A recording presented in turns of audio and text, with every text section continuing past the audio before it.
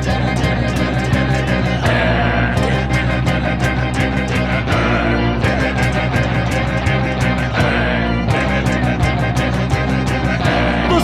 not a bat, he's a man who fights crime. And we're gonna watch him fight for a minute at a time. With John and Niall and a guest who doesn't rhyme. It's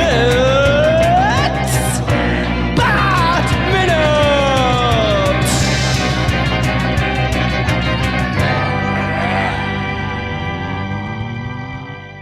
Attention! One final time, citizens of Fair Gotham, and welcome to Bat Minute and Robin, the show that analysed and investigated Joel Schumacher's masterpiece, Batman and Robin, 1 minute at a time. I was one of your hosts, John Parr. And I was a co-host to which no harm came during the making of this podcast. It's me, Niall McGowan. Are you sure about that? No, emotionally, I'm a husk. Yes, exactly. Mentally, we're destroyed.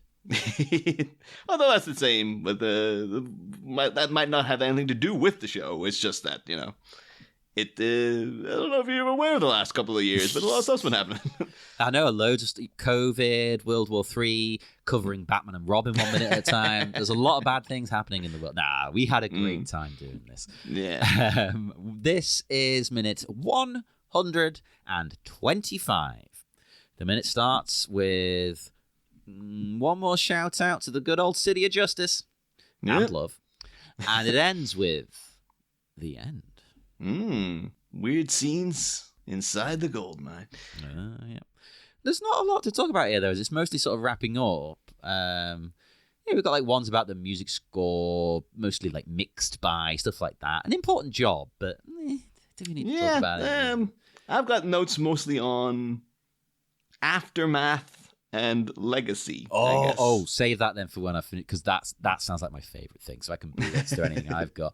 I did see one great credit, though, that I liked. Well, great to a nerd like me. I saw this and was like, what? Libra 3 stabilized remote head supplied by. So I was like, what's that? Was that mobilized restrained head? Is that for Clooney? That's how they got the bobbin under control. Clooney head stabilizer. No, the Libra 3 stabilized remote head was supplied by Megamount UK. So I was like, oh my God, what is this? Sadly, it's just some camera equipment. That's way less cool than what I was imagining, but it's quite important when you look it up. The description of it on the website is compact and lightweight. The Libra is a highly flexible, stabilized camera mount, easily riggable into most scenarios. Fast and simple to set up, it is a highly adaptable camera platform. It accommodates all common camera lens combinations: 35mm, 16mm, TV, high def, Vista, Beaumont, IMAX, MSM camera packages. So presumably to film people, that means something. It sounds like basically it keeps your camera steady and it can fit most cameras. So cool. It sounds like a cool piece of equipment that the cinema needed. Yeah. Although I can imagine, though, the amount of, like, the people who made that, like, when they describe, like, I made the Libra 3 stabilized remote heads, you know, they're like, every time they mention it at a party, people are like, oh, it sounds so cool. And then they're like, it's camera equipment. Like, oh, okay. Tell you what, though, the number one thing film needed to become a successful thing is keeping that camera steady. Because that's... when you see people making a fan film, that's the number one problem I have. It's not the budget or the lighting. Well, the lighting is a problem. It's the camera's never, like, they've stabilized it a bit, but it's not smooth enough. And that being slightly off is worse than it being loads off. Yeah. That's something like back in the day, though, like Sam Raimi been like, well, we just like tied a camera to a plank and put it in a wheelbarrow and ran through the woods. Would that be a good movie? Like, but see, that works because it's like a totally different thing. It's not like, oh, I'm going to try and make a normal, steady, smooth camera movement with my iPhone. Yeah. Doesn't work. Doesn't work, people. Don't do it. Pick up one of these. It probably costs thousands.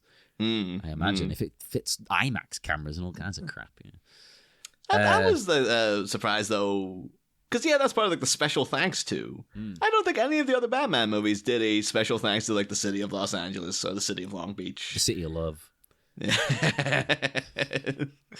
They go, the city of peace is a separate city apparently. It's just every little bit of Gotham City. City of love, city of peace. But then, of course, as we pointed out a couple weeks ago, the United States Army for those satellites, I guess, that then you didn't have to put army at the side of those, but they did. Maybe they provided some other stuff as well. I'm sure they had the monetary benefits were thrown the way of the movie to paint the U.S. Army in a, we saved the day kind of sort of light. Well, I've also got a note saying about the movie being produced in association with Polygram Pictures. Did we talk about them in the past? We must have, right? I don't know. I'm not sure. I don't think we covered Warner's for sure, but yeah, not so much Polygram. So I made a few notes. Again, you know me, I delve deep, but I try and pick the nuggets. So Goober would form a partnership with Barbra Streisand's hairdresser, John Peters, of course, who co-produced the Star is Born remake. And Peters would produce Polygram's films and become a stockholder with Goober. That was okay, so Polygram, it's them two together. And its first film was King of the Mountain in 1981, which was a box office flop. More money losers followed. Because, there weren't a lot of home video markets and stuff didn't really go to TV. So they weren't getting a lot of money. The European investors weren't happy. They'd lost $80 million on the film division very quickly, within a year. $80 million. So Goober and Peters left Polygram in 82, and they took their plans for a new Batman movie with them because they were going to put it out on Polygram. Yeah. Along with a few other projects. Went to Warner Brothers. And as part of their exit proceedings, Polygram would own 7.5% of profits from the projects they'd worked on to that point, including 89 Batman. So that's why it's still... they are getting credited here because they kind of have to legally mention, Polygram worked on it. No, they didn't. It's because they came up with Batman stuff at Polygram. Yeah. That's the thing, too, because we know from Jack Nicholson's deal back in 89, too, he was still getting paid for the sequels. I'm surprised his name hasn't popped up, actually. Maybe you might have seen special thanks to Jack Nicholson, just hey, here I am, baby, I'm still around. I was going to say it's one of those things that they probably maybe they got out of having to mention him, but at the same time, if you can list Jack Nicholson in your credits, list him. It makes your movie look better. I sure think it would just be people would be like, oh, why's Jack Nicholson's name up there? The amount of times you do sit things like, oh, Danny DeVito got a special thanks. Danny DeVito turns up in loads more movies than you'd think. Well, probably Pulp Fiction, one of them. Danny DeVito just gets a producer's credit there. It's like, did Danny DeVito produce Pulp Fiction? I doubt he was on the street raising money for it, but he did something. Yeah, I mean, he probably someone went, do you want to do this new movie by Tarantino? Yeah, sure. Okay, cool, do it. Take it to the people who need to do their stuff. There you go, done. Or it's like, Danny, you have stock in Miramax. They're making this movie. Do you want a credit? Sure. Why not? Polygram did launch a TV division in 82, but by 83, the TV and film division shut down. Oh. So not even 3 years. But you still see their name a lot in a lot of places on a lot of stuff. So I think I'm sure John Peters will tell you this was all a drastic success. Went perfectly according to plan. Well, you say that, but he got out a year before he's folded, so he saw the writing on the wall. Those two were like, let's go. Oh, it went according to plan for John Peters. Oh, yeah. I'm sure he could spin it somehow to make it sound positive, I'm sure. Well, he got him a new job at Warner. Yeah. So it was a success. And I love how these credits they end now. And we get the bit you were talking about. The title again in dramatic fashion. I just was not expecting that. I was just like, I'm still hung up on the from the end of 89, the last scandalous. I was like, oh, what a note to go out on. And then so it was just like, R. Kelly, what a note to end on. And then to see it doesn't end on that. You get a little of the title. I was like, oh I didn't know that was there. So, and it genuinely is super snazzy, I think. well, that's the thing. I would have preferred had this been the only time you saw the title, because way back in minute 1, or it might have been minute 2 by the time it actually came up, I remember bemoaning like they had the really cool opening of like, you know, the symbols coming out and then joining together, and then you go into the, you know, it tips over and you go into the, you know, the glowing center, and like you don't need the title. No. You know what it is. And you see the two, like, that's Robin, that's Batman. It's Batman and Robin. And then they had to show you the title. I was like, come on, no, you ruined it. But they saved that for this at the end. Would have been great. Yeah, no problems whatsoever. But, idiots. They should be coming to us for ideas. But yeah, so get that, and then of course the distributed by Warner Brothers. You always have to, you know, make sure they get their roar in there. It's like, hey, remember who ponied up the dough for this? All right, it wasn't Polygram. It was us, baby. Yeah. We do then fade to black. It's over. Yeah, that is the end of the original Batman quadrilogy, or whatever you prefer to call a series of four movies. It's weird. I think because initially for us it was like that was only ever going to be this 4, and then now it's like, no, we'll go on and do other stuff. But yeah, the original brief, we were going to stop here, people. This would have been the last episode of Bat Minute. It just felt like, we'll never get there. Like that. This is a minute we'll never get to, the end of Batman and Robin. But here we are. It's over. Well, I was going to actually ask you about your feelings. I was going to save it till after your notes, but screw it. It's naturally gone into this. What are your feelings about the show and the movie? Like, because with the movie, everyone knows, right? I enjoy it. I still love it after doing this. I'll never get tired of it or hate it. I know it's technically bad, but I don't care. I always feel like I've watched like a super fun B movie or something. You know, yeah. Granted, I think it could and should go even further than it does with the campiness, but I'm still on board for the whole ride. I think that's my only major beef with it now is, like, you know, it's not a great movie, like, classically, but I do know from personal experience now it works great with kids. Yeah, you know, children love. Like, I know a 4-year-old who loves this movie. And it is the fact that it people always bemoaned Batman Forever for like not, you know, sticking with a tone. Whereas I think Batman Forever is just, you know, slight tweaks, like just get Carrie to you know, just you know, wind it in a little, get Tommy Lee Jones to completely change his characterization of Two-Face, and keep all that stuff with the Red Book in, and you have a great Batman movie. Yeah. You know, and people are like, no, it'll be too all over the place. It's like, oh no, I think you get a dark, you know, psychological drama with, you know, fun, campy, crazy, cartoony stuff. But this is the complete opposite. This has to go 100% into the camp. Well, that's the thing, though. I still don't think it, in that view, it actually goes far enough. Yeah. Because it still leaps into the stuff with Alfred. And it's like, that's great in a different movie. It'd be good in the last movie, actually. Yeah. It's like you could make a totally, you know, different. You could do this plot line and take it seriously. You know, You could do a proper version of. You could get a Patrick Stewart Mr. Freeze. Well, and play it all straight. Both the villains have serious plots. Like, they're not inherently silly.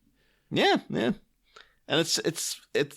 Well, you know, they'll maybe like, we're gonna freeze the entire planet. Yeah, I mean the basic outline of what they're doing and why they're doing it. Yeah, you know, he's trying to save his wife. She's trying to save the planet. It's like, okay, you can do this in a serious way.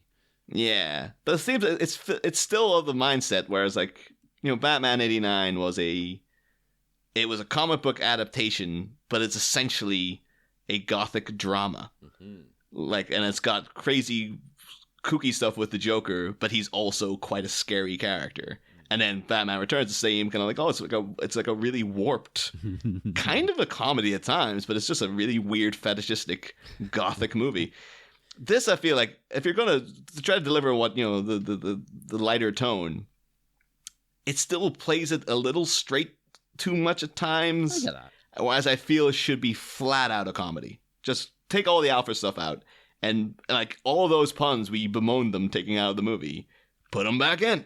I and totally make get it it. as silly as possible. Like, amp it way up. Like, just go into the stratosphere with it. Whereas there's still, like, it's as campy as you. It's insanely campy as it is, but it's like, you could have made it just a flat out farce, and it might have been better received because it would have been like, Totally.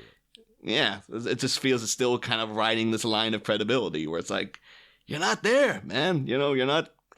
The campy stuff isn't clever enough like it was in the 60s show. There's no real satirical stint to it where you could have put that in. You could have made some sort of comment on environmentalism and stuff like that. Yeah, I don't know what it's trying to say about that. Because it's just flat out like, oh, the one trying to save the planet's evil.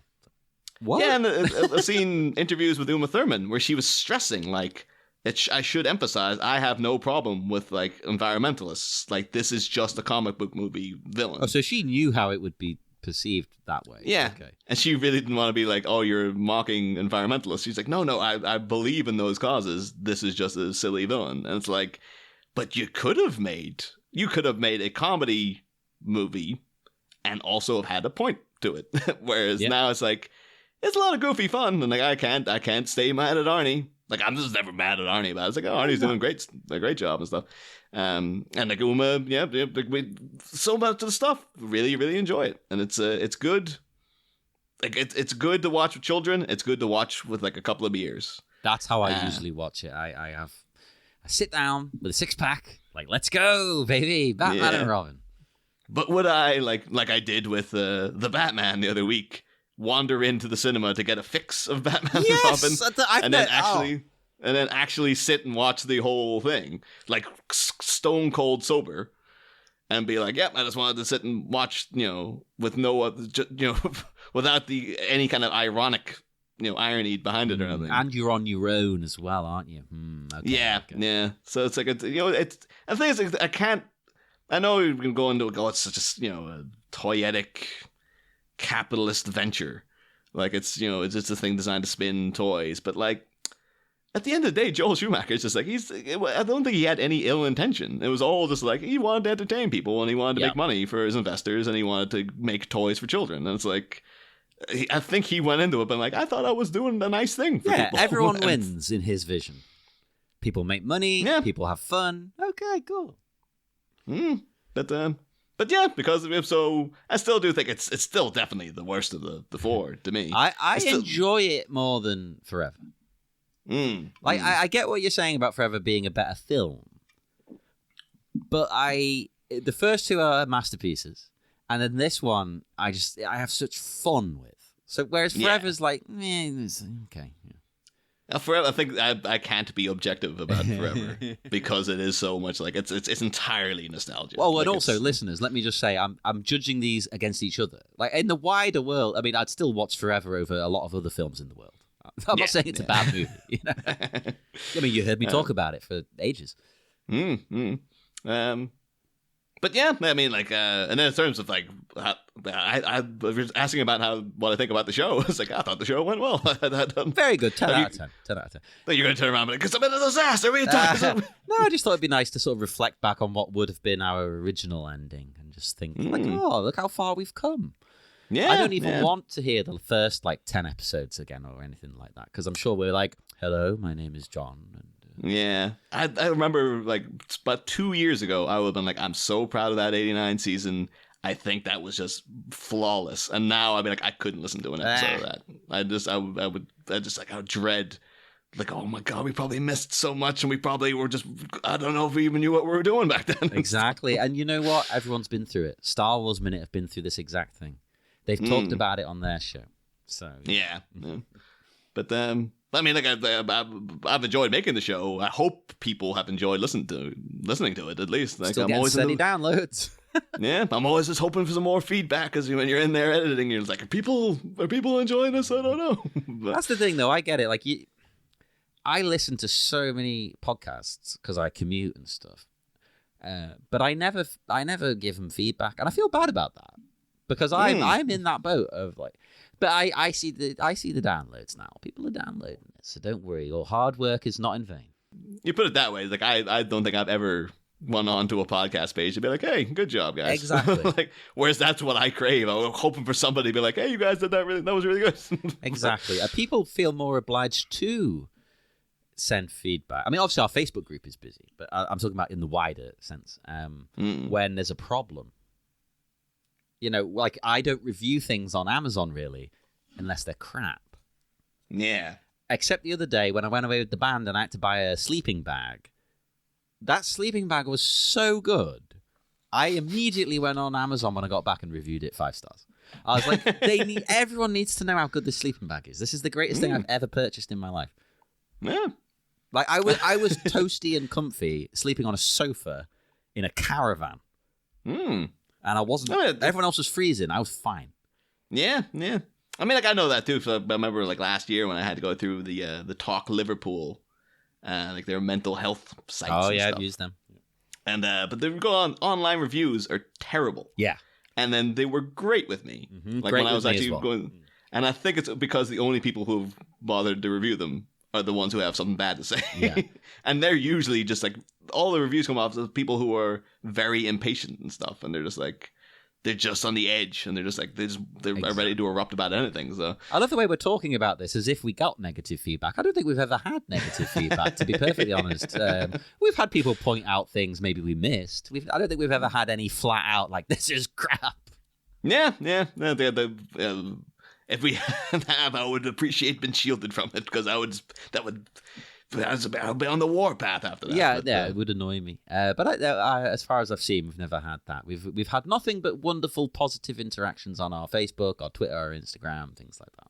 So thank you, listeners, as well, for making it a lovely, enjoyable experience thus far. Yeah. But to talk about something that potentially didn't have wonderful feedback. Gonna go into a little bit of the aftermath of Batman and Robin. Oh, there better not be suicides. Well, basically, so this movie it came out on. Well, that's the thing. I went back and watched the original teaser trailer, which I advise you to do because it's wonderful. I think I might have watched it before we started the season. Yeah. Because the first like minute of it really paints a different movie. It all starts off with like this, eerie ambient soundtrack and like shots of Gotham City and like the logos coming through the red clouds and it makes it look really creepy and stuff. And it's like it really builds up like there will come a time where Gotham City will have to face the ultimate evil. And like they show you like little snippets of Mr. Freeze and it makes it look like this is going to be like a hardcore serious movie. And I kind of want to see that movie. And it's weird, too, because you see every line Arnie has in it. It's clearly the same take that's in the movie. They've just not ADR'd the dialogue yet. So he sounds a bit off and stuff. And then I think they must have been like, there's no hiding it. By the midway point, they're like, every line is a joke. So how do you not include having puns in the trailer and stuff? Yeah, that's misrepresenting the film. Yeah. I noticed apparently on the YouTube comments section, someone noted that it first appeared in February of 1997, attached to the Empire Strikes Back special edition. Oh my God, I had no idea. So when you're going in for like, the dark middle chapter of Star Wars and advertising this new dark, cool Batman movie. And then you go to see it and you're like, whoa. What is this? That was not what I was expecting. And because of that, the early word of mouth was, Warner Brothers were happy with the dailies they were getting, basically.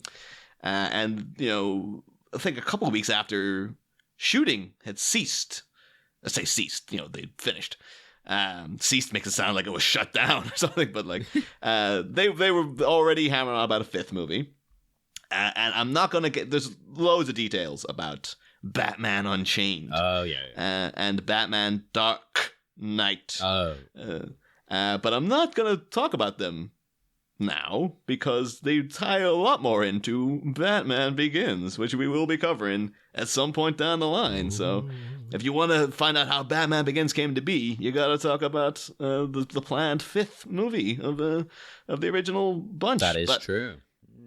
But basically, So they were already gearing up, and that's why they had like all these investors and getting all the tie-in products and stuff. So, movie lands on June 20th of 1997. They spent 160 million. That's estimated on the budget. There's always between 125 or 160 million, and that's not including marketing and stuff like that. Marketing probably could have been like another 100 million on top. Really, it was released against My Best Friend's Wedding. And it was expected to open at 52 million. That was their estimate of like, oh, we're expecting this to land in at 52. Lands at 43. Oh. And they're like, okay, 43 million is not terrible. Not too bad. Not too bad. And then it drops 63% in its the second week. And I think a lot of that's to do with, as mentioned, I think Neil Ricketson kind of did a deep dive on the Ain't It Cool news review, which kind of went early viral in 97 on the internet, where Harry Knowles just ripped the arse out of this thing, and all the other reviews kind of were along the same lines. I'm trying to think, have I seen a positive one? There must be some positive ones on like Rotten Tomatoes, right? Yeah, I've skimmed through. There's a couple of ones where like, oh, it's fun, but a lot of them are negative, and they're all kind of saying the same stuff. That a lot of our guests have said when they came on, because they've been plagiarizing reviewers. They've not even had their own opinions on this show. But just the fact that inherent obvious problems that some people just can't get past, and that's fair enough. And so word of mouth spreads, and also coupled with again the fact that rush production, and also already had a Batman Bonanza in 95. Now it's 97. And it's like, we just did this. We can't do it again.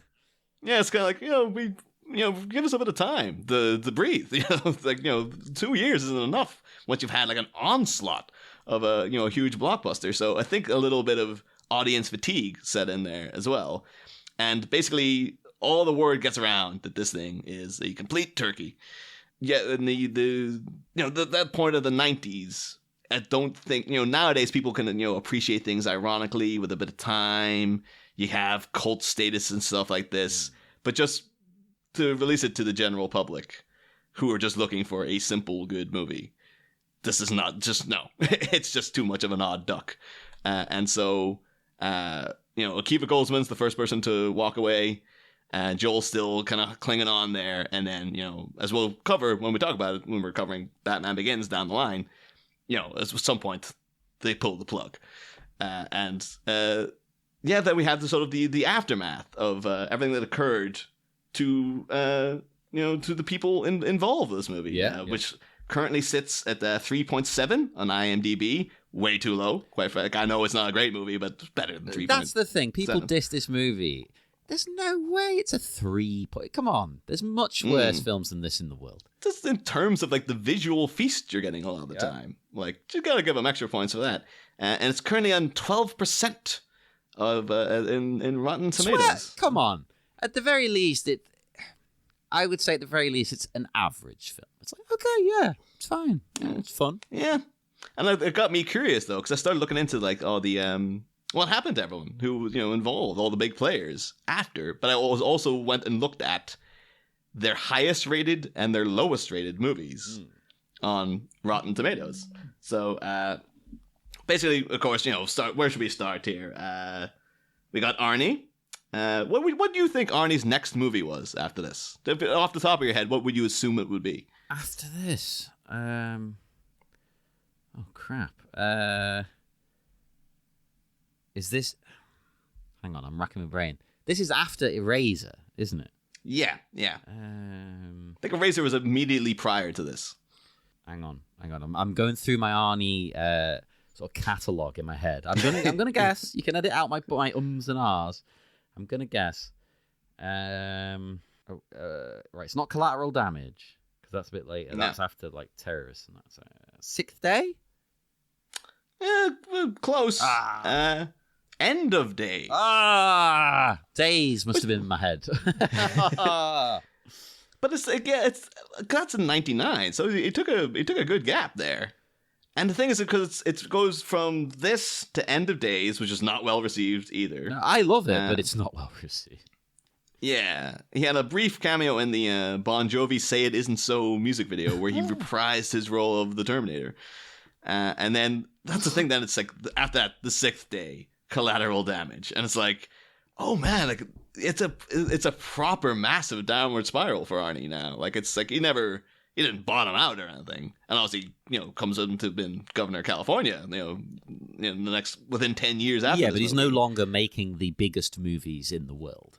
Yeah, but it's such a drastic fall to be like, oh yeah, he was going so T2 and then True Lies and all this you can see waivers there in Eraser and Jingle All the Way. Hey, I like Junior, both of them. I like Eraser. I like Jingle All the Way. Got no problem with that. Yeah, but they're just like you can see there's like they're not the classics. The undisputed great movies that he was always that depends on when your reviews of things like Commando and stuff, which to me is an undisputed great movie. Undisputed but a lot of great people are movie. like, That's why they gave it the Blu-ray treatment. Yeah, Criterion edition. Oh well, hopefully soon. But I mean, I love End of Days. I don't care. I actually like the 6th day. But once you hit Collateral Damage, it's Collateral Damage. Yeah. But it's just to see then. It's like, oh yeah, man. I was always aware, like, oh yeah, after Batman and Robin, the creator hits skids a little bit, but it's just like, whoop, it's a proper. It's like he was on that Batman and Robin ride, and just like, whoa, well, because what's zipping down? Because I might be controversial here, because I'm the prime audience for this movie, but I don't like the Expendables very much. It's nowhere near as good or silly, much like this actually is silly, as it should be. It's got there's a weird vibe to Expendables I can't quite put my finger on, where it feels like no one can be bothered and nobody's really in the same scenes together. Yeah. It feels it's way too digital. Yes, yeah. It should feel 80s.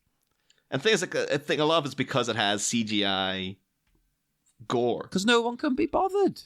It's like, we're not getting squibs.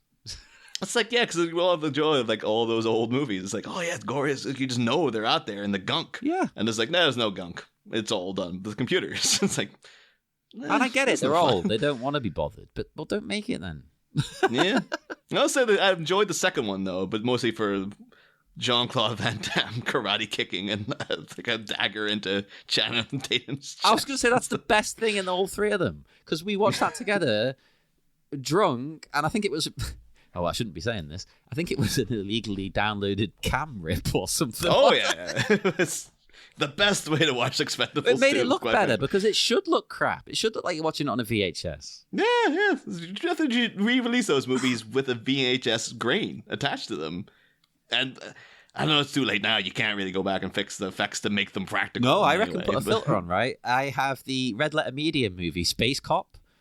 And I watched Space Cop, and it was fun. It was fun. But there's an extra feature where it's the VHS edition, where they've put a VHS filter on it, and you're like, oh, this is even better.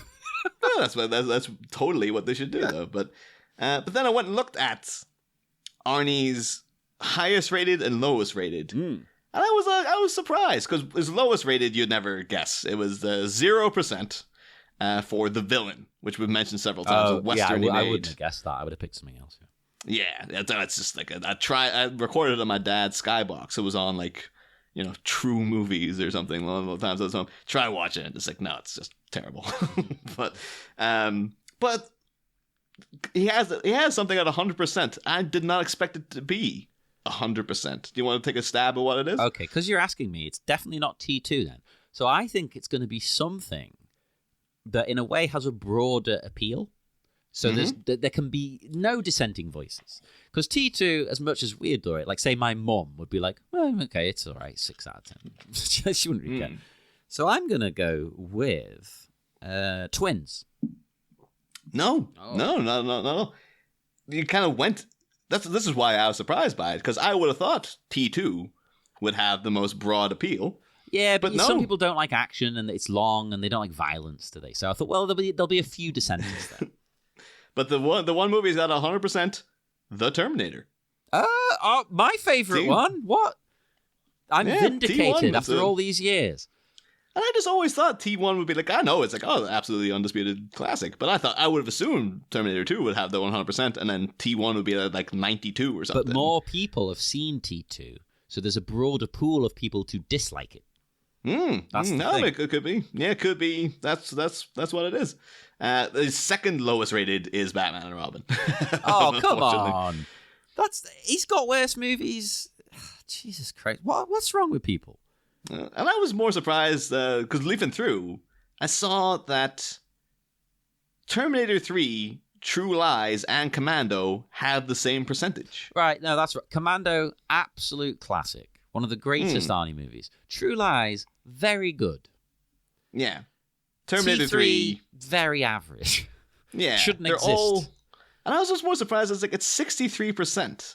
And it's like 63% for Commando and True Lies. I know True Lies is dated very badly. But it's in terms still of very good. I watched it a couple of years ago. It holds up.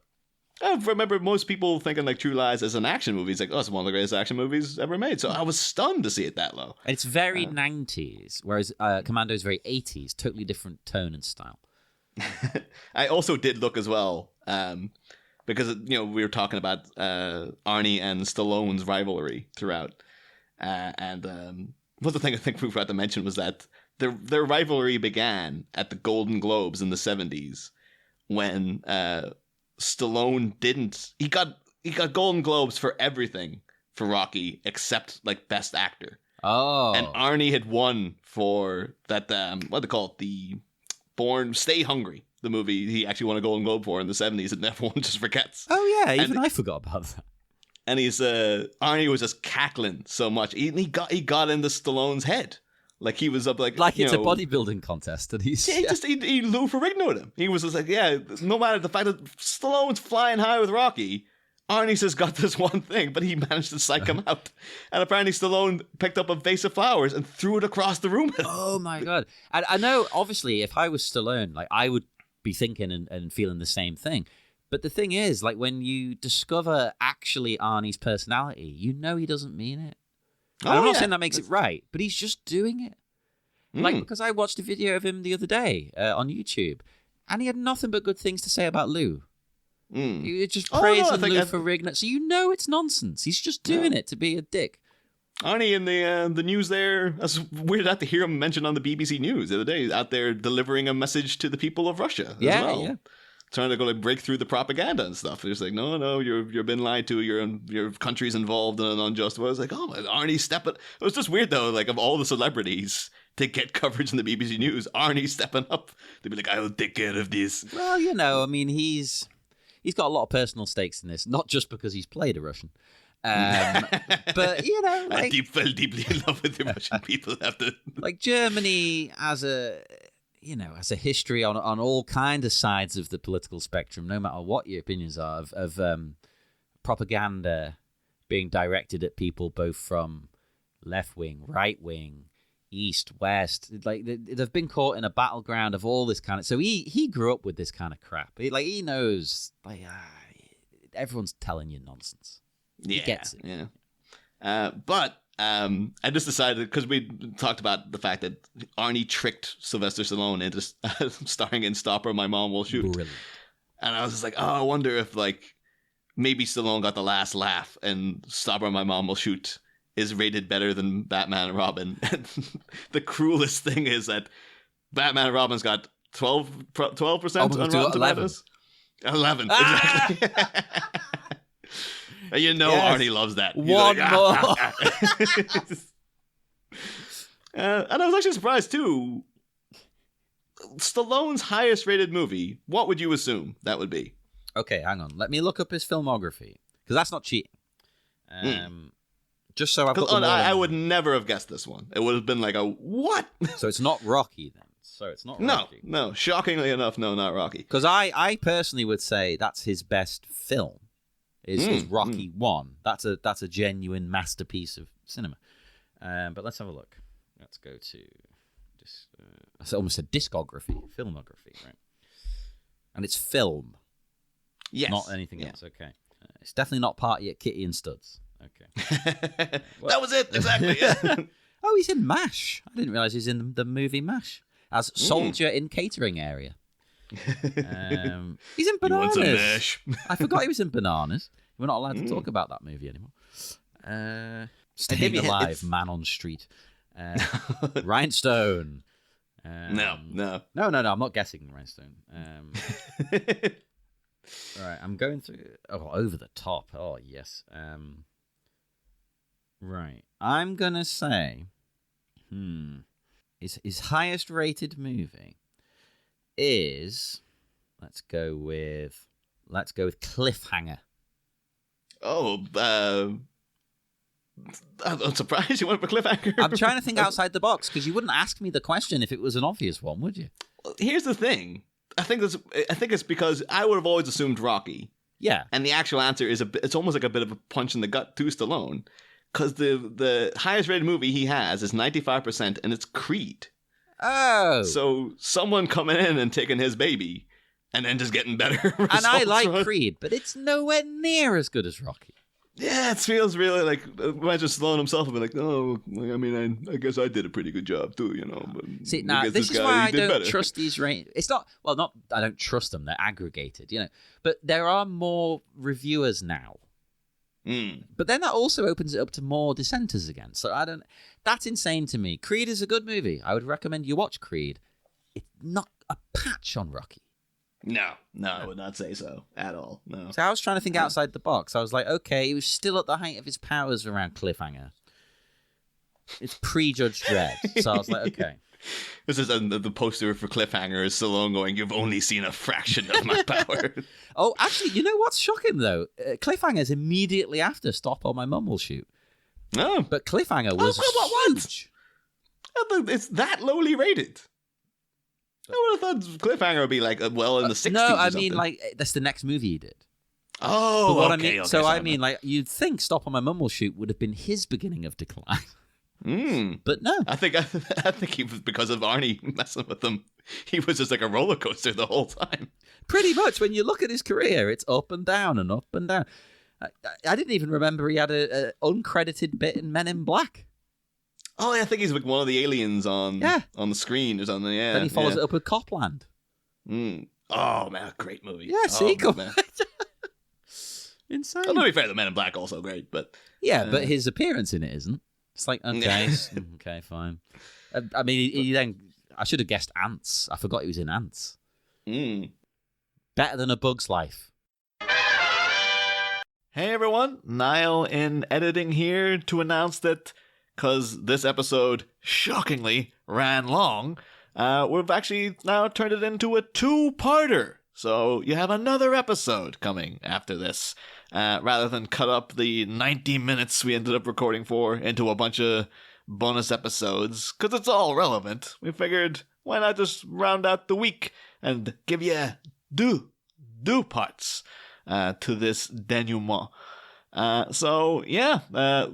Come back on Friday for the second part of this finale. And so until next time, so long, Schumacher.